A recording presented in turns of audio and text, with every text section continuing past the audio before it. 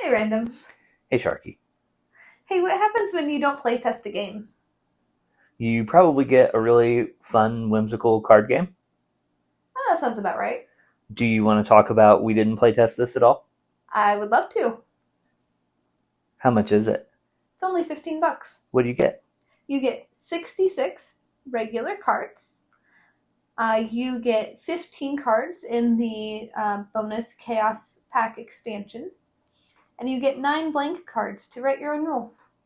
Okay, what is it? Uh, Randomosity. This excellent non-word describes our game best. Enclosed in this box is pure chaos. You might win because you're short, or lose because you dragonate you. But don't despair. The next game is just moments away. Now with updated 2018 era jokes. I think that's an apt description. What do you think this game does well?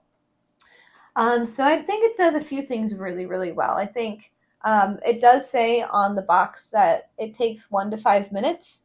Absolutely true. And it is a really funny game.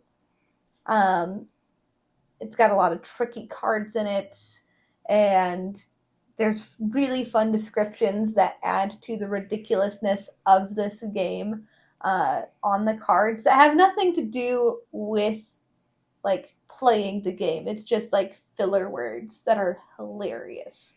Mm-hmm. Yeah, I agree with a lot of what you said. I think this game is fast. Like, we played a game that was probably around 1 minute. Yeah. I mean, it's very quick. I think you can win or lose in really like fun and like kind of whimsical ways. Yes. Right? Like you can actually win just by being the shortest person left in the game. Correct. Or you can win by making people call out like a random number, and then something associated with that random number may just win or lose you the game. I think it's really easy to pick up and play. Like you just do what the card says to do. Yes.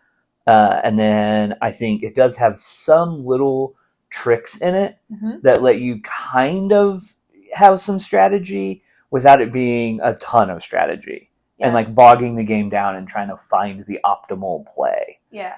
It's a very light game. And then one thing that I think it does well that you didn't touch on is this supports a pretty big group of players. It does. Like it says up to 10 so on the box. And I think having played it, not with 10 people, but having played it, I could see where you can definitely play this with 10 people. For sure. I think somewhere between 5 to 6 or 6 to 7 would be optimal. But you could definitely play it with a big group of 10. Absolutely. What doesn't it do well? Kind of piggybacking off of how many players it can facilitate. I don't think that it's complex enough for a one-on-one game. It's fun for a few minutes, which is fine because that's what it says on the box. But this isn't something that you would play one-on-one consistently. Yeah, I agree with that. I think for what it doesn't do well, I don't think it really has.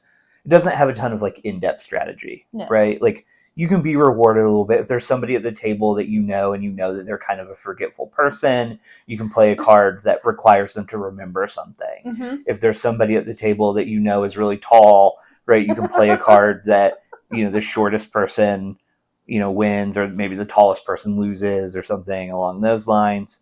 So it's got a little bit of strategy for like knowing the people that you're playing with.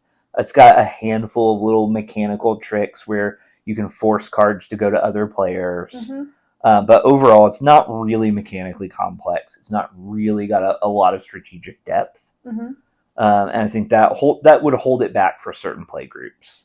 And then I agree with you. It's not great one-on-one. You can play it one-on-one. It's serviceable one-on-one. You might even have a lot of fun playing it one-on-one a couple of times.